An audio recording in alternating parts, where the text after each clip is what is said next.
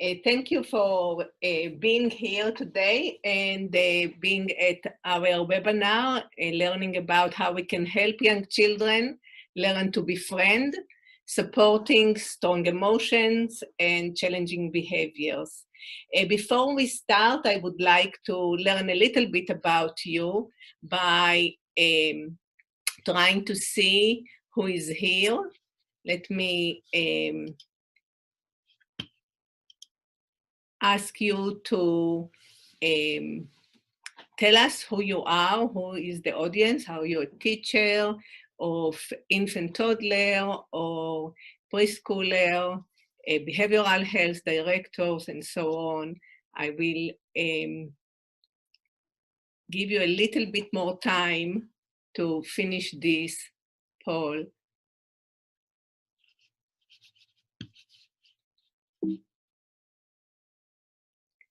And let's see. So actually we have a diverse crowd. Another question that I would like to see is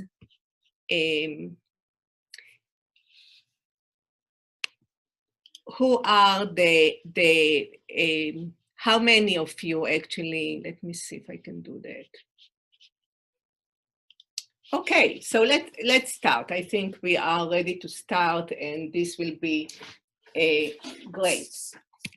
So when you ask yourself, when we say befriend, you ask yourself, what does it mean and what are these skills that you are going to learn today? So befriend, when you look at the dictionary, is to help, to assist, to support, make friends and take care of and look after. And actually, if you think about it, it expresses the desired outcomes that we all have for children, and not only for children, even for ourselves, right? It's a reciprocity in relationship. And it means that we have a major role in the ability of children to befriend. So in this webinar, we are going to learn today how we can guide children and teach them the befriend strategies and learn about the different tools. We are going to get some tools that we can add to our toolkit. So we need to start with social-emotional development. When we start with social-emotional development, we are talking about befriending ourselves in order to befriend others. So we start with the fledgling circle and move through the circle in the making to building trusting relationship, being able to explore. And as we are exploring, we become autonomous. We learn to play. It's not that we haven't played before, but we are playing more intentionally, using more abstract way of playing and more collaborative play. When we are collaborating, we are establishing relationships with others. We have friends. Now when we have friends, we all know the problem starts, right? We need to problem solve. And we need to find a way to share and to take turns and to wait our turns and to postpone the immediate satisfaction, and the list goes on and on. And all of these experiences and the way we handle ourselves teach us about who we are, develop our self-esteem and our sense of empathy. That is the highest level of social-emotional development. So really through the groundwork of early attachment relationship that we are forming early on in life, we are equipping children with these befriend skills that are very important. So when we are starting the process of befriending, we need to understand that we as the adults, the caregiver. We are the mirror that reflect the self-worth to the child. The child perception of the world around is based on this mirror that we provide this child with. Now, when we want to establish this sense of security, we want to provide this infant, this young child, with the mirror and what we call, or what I call, I see me in you. Now I want to introduce you to one of the tools that I would like to give you today, which is music and songs that are very important tools in promoting befriending skills and self-regulation. As music really helps us internalize different lessons, different understanding. It's provided a multisensory type of learning experience that improves our memory, that establishes a really positive learning atmosphere. And it transcends cultural boundaries and promotes diversities. So let's hear the first song, and we have it in English, and we'll listen a little bit to it. Pay attention to the lyrics because they are the most important. And then we'll give you a little taste in the Spanish.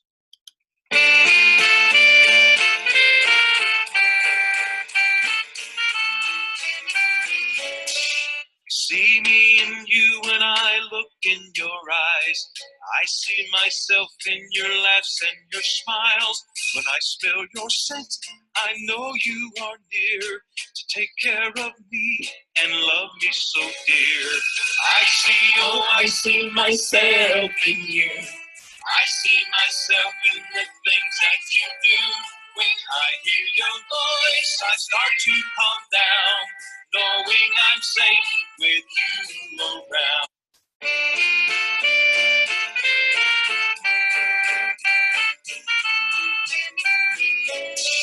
Me veo a mí mismo cuando miro en tus ojos. Me veo a mí mismo en tu sonrisa. Cuando huelo tu olor, yo sé que estás cerca para cuidarme y darme tu amor. Yo me veo en ti, me veo en las cosas que haces por mí. Cuando escucho tu voz me calmo, me siento seguro cuando estás conmigo. This was a little taste of really providing a child with this mirror. And we can provide this mirror based on the way we perceive ourselves, right? We come to form this relationship with children based on our own earlier experiences. And these experiences actually influence the way we treat children, and this is the most important contributor to the attachment security and the ability of this child to form relationship. So when we ask ourselves, what does a child need from us as adults, here I'm giving you another taste of a very short taste of the music. Actually, they need us to hold their hands, to show them the way, right?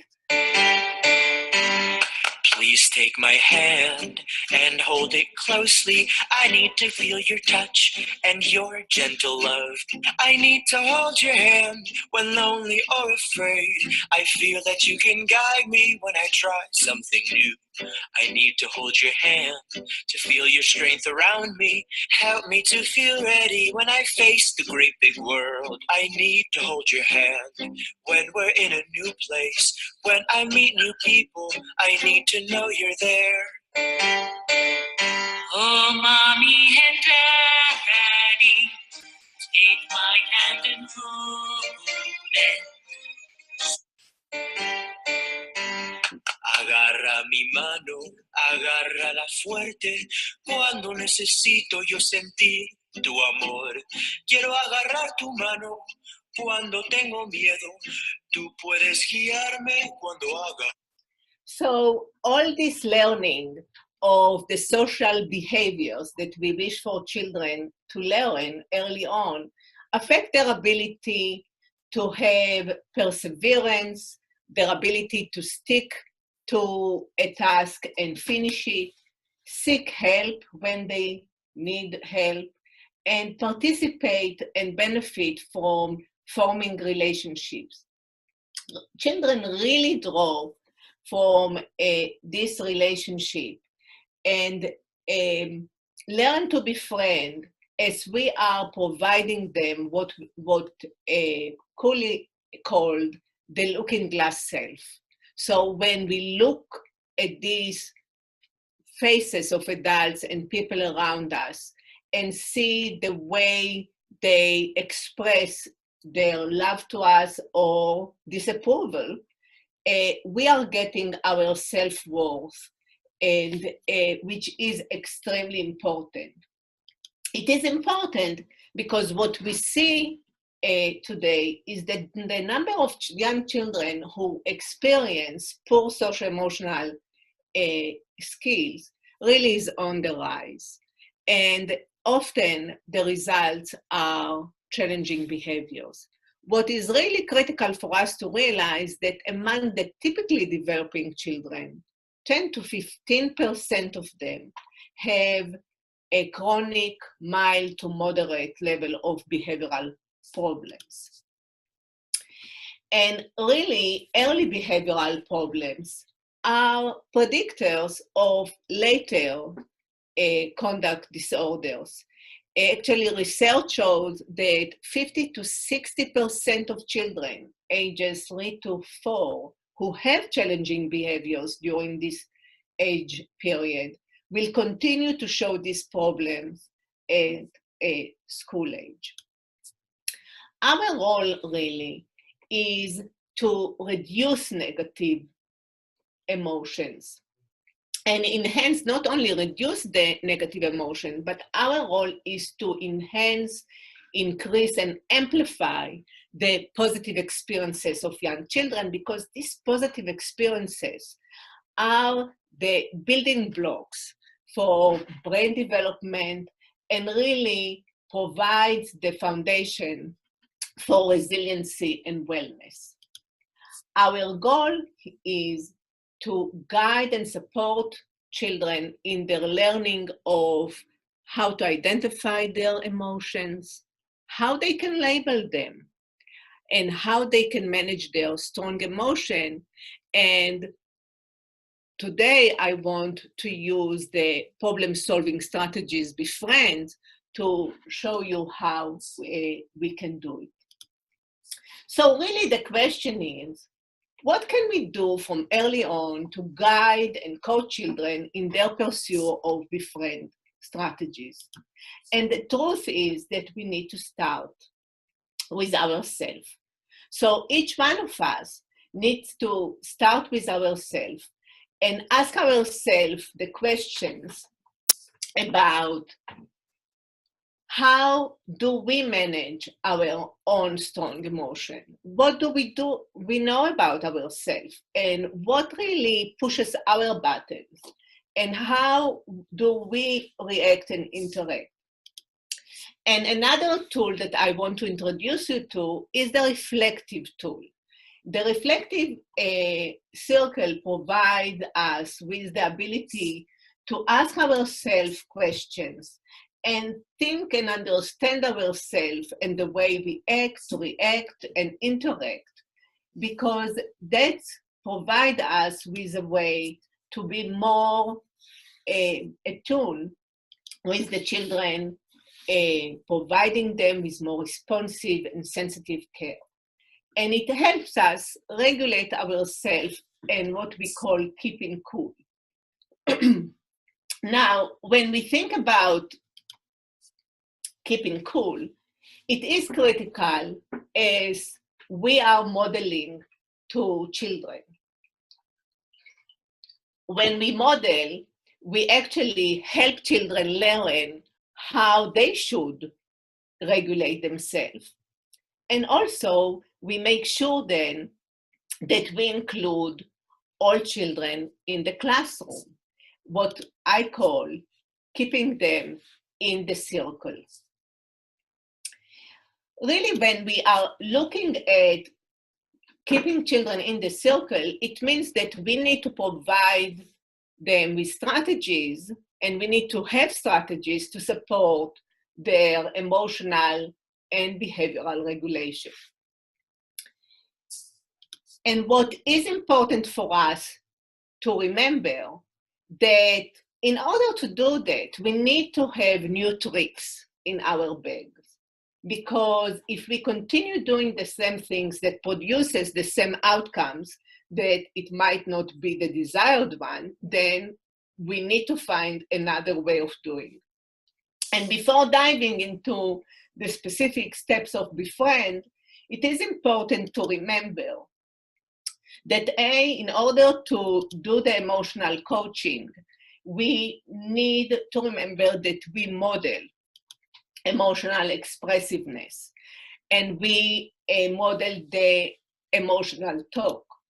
And we also, it is important for us to encourage expressiveness and how to manage difficult emotions. Another thing that is very important for us to remember, that instead of time out, we really need to do time in. When we are talking about time in, we are talking about safe place where we are with the child, and we don't send this child away to calm down alone, because remember that this is the time that this child needs us the most, when they believe that they are the least deserving of our love. So really staying calm and providing this child with the ability to feel safe expressing their strong emotion is a very important skill to provide this child with. Now, the framework that I encourage everyone to use is what I call the hourglass model, that is part of the In the Circle. And this is a framework that provides really prevention and early intervention type of strategies in order to build positive relationship and create supportive type of environment, and teach and guide children in acquiring this socio-emotional competence. And all of us are really probably aware of the pyramid, where we have 3 tiers of prevention and intervention, where we are targeting different group of children in order to promote the BEFRIEND strategies. So really the hourglass model depicts these 3 tiers in the different colors that we showed before, and the program provides resources and tools to really address these 3 tiers and help children learn to befriend. So the first thing that we do when we want to help children is what I call the sifting process. And what I mean is, we need to observe and learn about the children in our care. We start the sifting process by observing children in our group and getting to know them, getting to know their temperament, their likes, their dislikes, and really what is the key to approach and connect with them. The way I recommend to do it is really trying to chart these children. When you look and observe, what do you see? What type of interactions and behavior do you see around? And when you see this behavior and you think for yourself, what is the intensity of this behavior from a scale to 1 to 10? what would you say? This child is unable to share, and after a little bit of coaxing is able to do it. So maybe this child is 5 or 4, or maybe this child, when they need to share with another child, they melt down, they throw themselves on the floor, they hit the other child. So absolutely, this behavior is more intense. So this type of charting really help us draw a diagram. And I want to show you what one of the teachers did with 21 children in her group. She actually charted their behavior. She observed for a week or so, and she started charting their behaviors.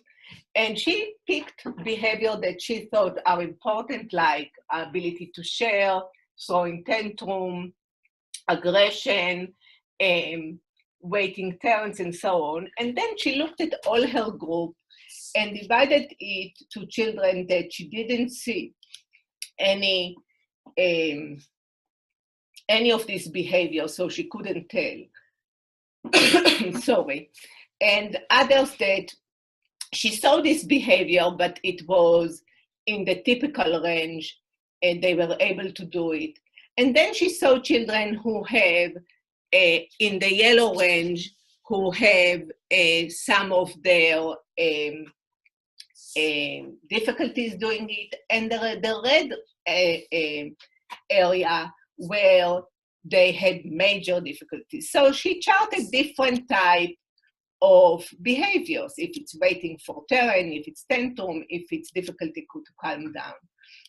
And what is clear is that regardless of what is the issue, children need to have a way to learn how to problem solve. So to effectively solve a problem, we need to equip them. And BEFRIEND strategies are the tool that I suggest. And BEFRIEND is actually abbreviation of the 7 steps that we need to use. It includes breathing. I needed to breathe for a minute, sorry. Expressing feelings, regulating and resolving, implementing the solution, evaluating the outcome of this solution, and figuring out maybe we need to negotiate and we need then to find another solution. And at the end, really debriefing and discussing what happened and reflecting. So we even have a nice songs about it. So let's start with this.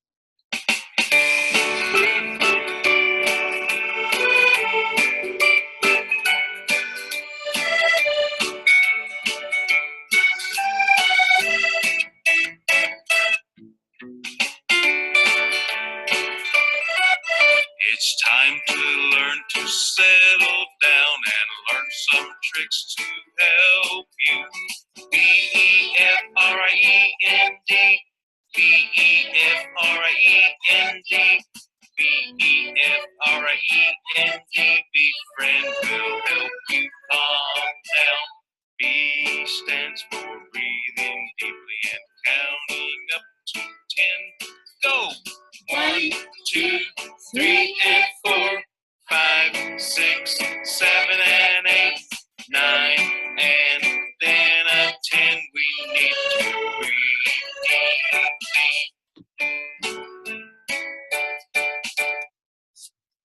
We have it in Spanish as well.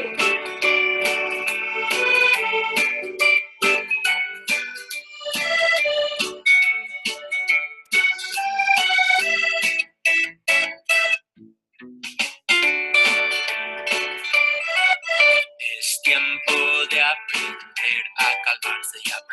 algunos trucos que nos pueden ayudar. A-M-I-S-T-A-D, A-M-I-S-T-A-D, A-M-I-S-T-A-D, amistad y ayuda. Así. So, really learning to befriend start with the recognition that every child actually experience strong emotions from time to time. And really the truth is that not only children, we do as well, right?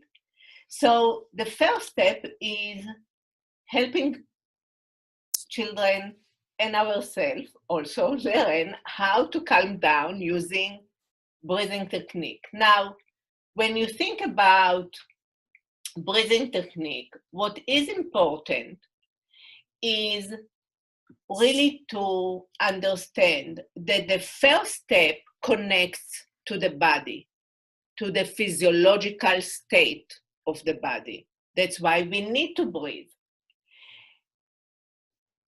As we look at conscious breathing, when we focus on breathing fully, deeply, and we move this air in and out, we actually move from the sympathetic nervous system that operates on fight and flight, operates on really on the primitive type of brain, to the more parasympathetic nervous system that is connects to more to the left brain, where we can start thinking. So when we consciously connecting and manipulating our breathing, we are plugging into the communication highway, linking body and mind with the messages that we want to send.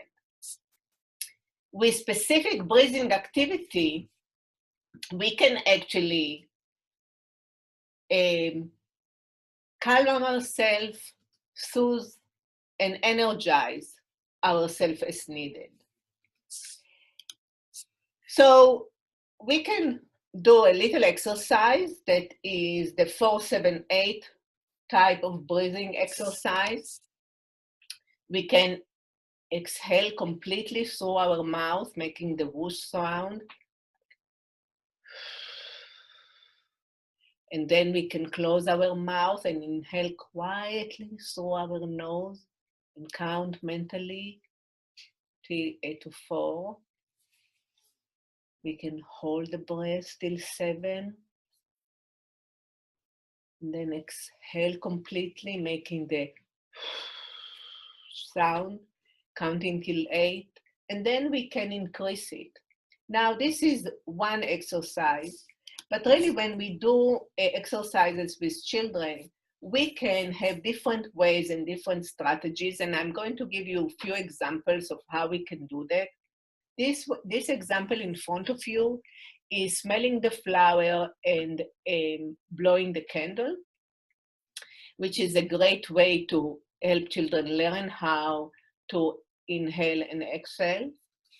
And then we can do different type of technique, like the hissing breath, where it's really long, deep inhale, and it's very good to teach children doing it. The bear one is wonderful for reflective time when we want to, before nap time or story time. This is inhaling and pausing, exhaling and pausing. It's really a great way of teaching the breathing. The bunny breath is really a great strategy, especially for kids who are extremely upset and you want with a quick type of breathing exercises to help them calm down. So it's a quick sniffs in the nose and one long exhales, and it's really a great way to do it. And also there are what we call the fish breath, and really a lot of different ways we can help children with blowing bubbles or with yoga or meditation. really helping children connecting to their body and learning how to calm it down is the first step in the BEFRIEND strategies. The next step is starting to move to more of the feeling brain, and this is expressing feeling. We really want to learn to express this feeling, and as we saw before, of course, we have a nice song for it, but what is important for me right now to show you is another tool that I call it Tonton. It's really a 2 to 3 minute type of 3D animation that takes the song, the same song, and puts it to life with some characters and help children learn how to express feelings.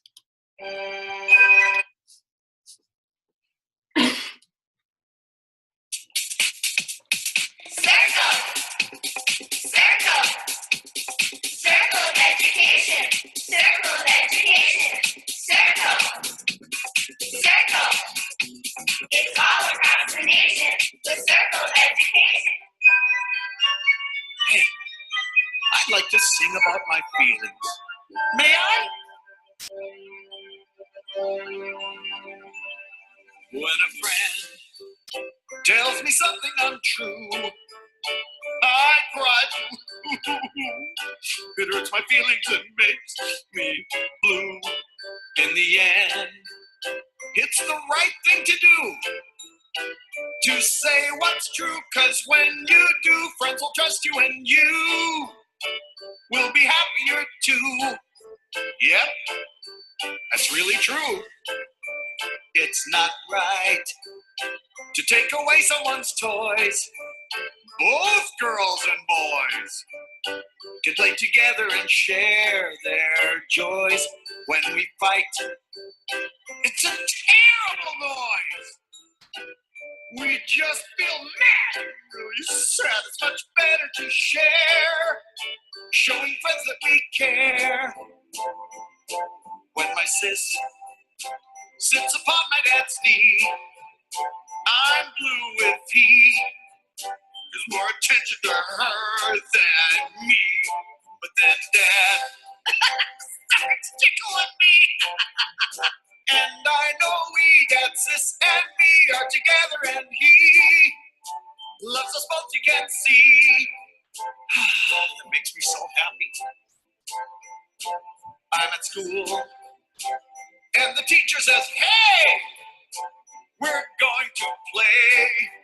It's a beautiful sunny day. You know, I feel so happy inside. I'm with my friend and we pretend that we're sailing away on this beautiful day.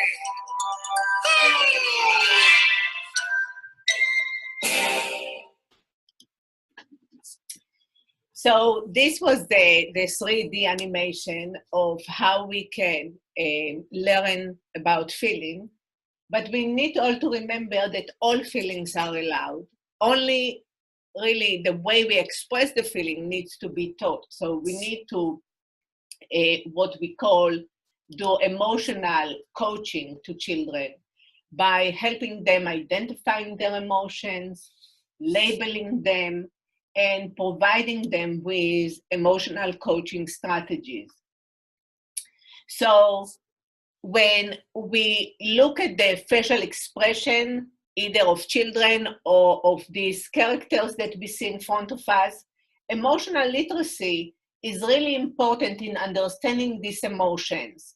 And we need to find ways to express them in appropriate, healthy way. Because really, when we look at the research, it has shown that children who have a strong foundation in emotional literacy actually are better prepared for academic and life success. And children who have problems expressing and understanding their own feelings actually cannot understand others' feelings and don't reach empathy, and later on can have major conduct disorders. So what is important for us is really finding a way to teach children using expression cards. This is one example of expression cards that can help us with coaching emotional literacy, or using puppets to really develop social stories and help children rehearse different emotions. Because really, what we see is by just labeling, helping children label their emotions, we reduce and improve behavior by 80%. So if you think about it, this is really not a big thing to do, right? We help children identify emotions and label them, and here we improve behavior by 80%. So this is really huge. Now, when we are talking about validating emotions, we are not talking about telling a child, oh, you are okay, don't worry about it, because this is not really a validation of emotions. This is really minimizing and marginalizing the way they feel. Validating is actually helping a child identify their emotions and absolutely validating it, because again, studies suggest that kids are more likely to develop a strong sense of empathy when their own emotional needs are being met. So when we validate their feelings, they are able to validate others' feelings as well. Now, when we look many times when a child has certain emotion, it's being expressed in a challenging behavior. So what is important for us to remember, that every behavior communicates something, and a challenging behavior communicates a message, especially when a child doesn't have the language to say what they need or want, or a child has very limited social skills and they don't have the how to express their feelings. So here we need to move to the next steps of BEFRIEND, where we are focusing on problem solving, and we start with finding a solution, right? Let's try to take turns. Maybe we can use an hourglass to wait and see that after the minute that the hourglass, all the grains are going and particles are going from one side to another, then it's your turn. We need to implement it. We need then to evaluate, okay, what happened here? Are we satisfied? Or maybe we need to negotiate again. And after all this, we need to, what do we learn? What is the briefing and the discussion that we have? And really, if you look at these 5 steps, that all of them relates to the finding the solution, implementing it, evaluating it, and discussing and briefing about it, it's all connects to our rational brain, right? The cognitive brain. And because we already took care of the physical part of our emotions and expression of emotions, by breathing and calming ourselves. So when we are calm, we are able to get to do this type of work. Now we are going to see another 3D educational animation, Tonton, that shows how children lose their temper sometimes and need these BEFRIEND strategies to help them regulate. So let's watch this. Sometimes I lose my temper. Circle, circle, circle education, circle education, circle, circle. It's all across the nation. The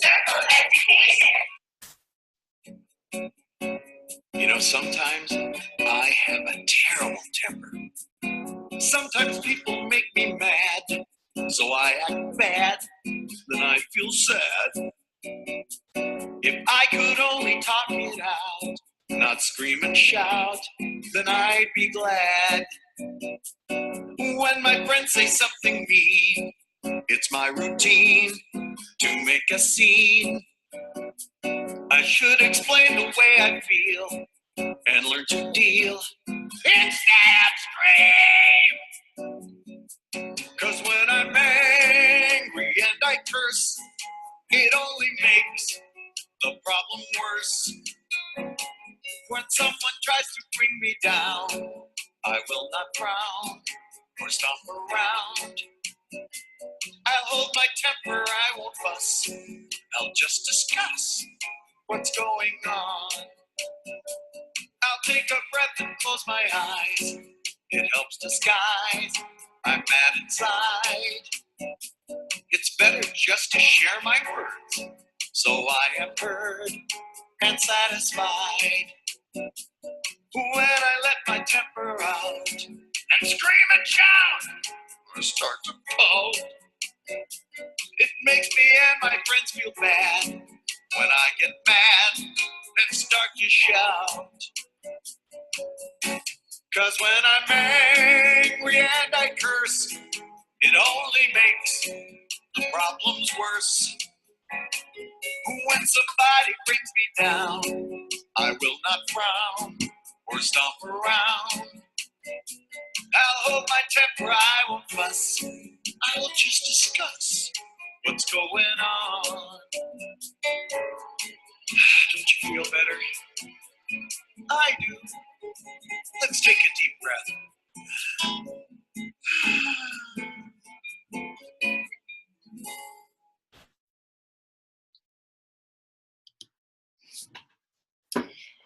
So what we see that befriending skills are using reciprocity, and when we are trying to teach children to befriend, we need to start with ourselves, and many times we need to look and observe what is happening, and maybe we need to change our behaviors in order to change the behavior of children.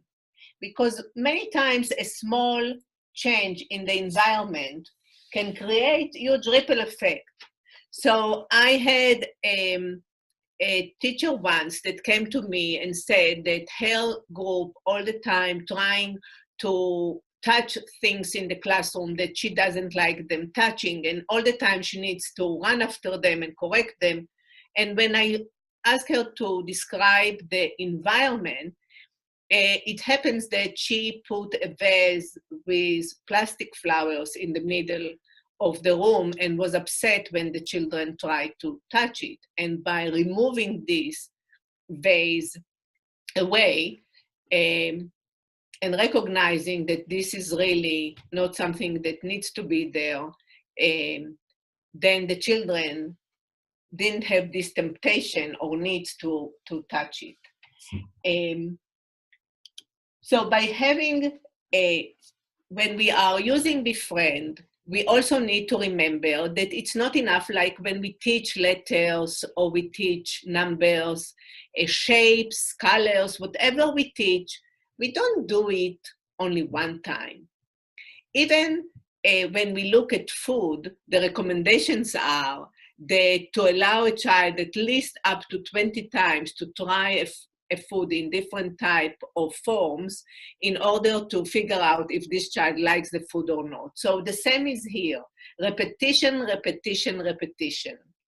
By allowing children repeating the Befriend steps and doing it and seizing the teachable moments really helps them deal with their frustration. We call it the booster shots, this practice type of sessions, because really telling is not teaching. We need this practicing and apply type of way of learning. Another thing and device that can be very helpful, another tool that I want to offer is videotaping. this is a major, wonderful tool to help not only the child, but also us. I really believe that videotaping of our interaction with children help us learn about ourselves and improve our care and sensitivity, but also doing it with children help them learn about their behavior and we can use it to coach and scaffold them. And I have a teacher that was really funny when a child watched himself on the video. He himself had the aha moment to say, wow, I was not nice to this child. And recognizing suddenly that he could behave maybe more compassionately towards the child, and he learned something by watching himself. So this is an important tool to use. I want to show you a little example of this child. Example of the child that needs to learn to keep his hands to himself, and I will show you an example of an intervention, a lesson plan that will include the song, the activity, and the animation. So it usually will start with the song. Now remember, keep your hands to yourself. And just so you don't forget, here's a little song to help you. Keep your hands to yourself. Keep your hands to yourself. Standing in line around and play. Please keep your hands to yourself. We keep our hands at our sides. When we walk, you get in line. It's single file all the while, and we keep our hands at our side. And then we can have a small group. This activity can be with a small group of children, let's say 4 to 6 children in a group, where we help them, they listen to the song, we help them think about what makes them feel mad, when is the time when they feel like they need to use their hands and hit somebody. And then we are going to have them do together an activity where we take a very large piece of paper, help them draw a big, huge circle on this paper, have them dip their hands in finger paint, and then ask each child to shake the hands of another child where their hands are wet with the paint, but do it gently. And these shaking hands, then they can stamp their hands with the different mixes of colors on the paper. And this is really giving them a very basic sensory type of understanding of gentle touch and using hands to do other things. And then at the end, we can, instead of the song, use maybe the animation again, the 3D. Circle, circle education, circle education, circle, circle.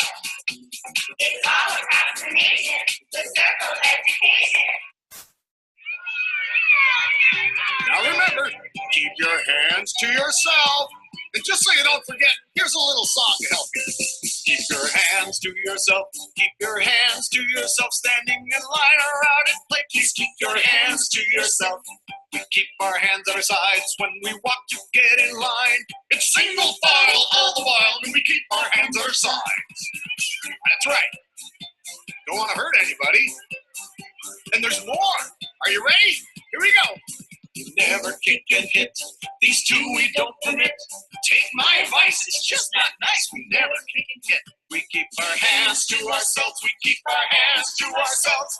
That's right for you. I want to know. We keep our hands to ourselves. Keep your hands to yourself. Keep your hands to yourself. Standing in line around it. Please keep your hands to yourself. Yeah, it's a good thing to do, isn't it? Nobody gets hurt.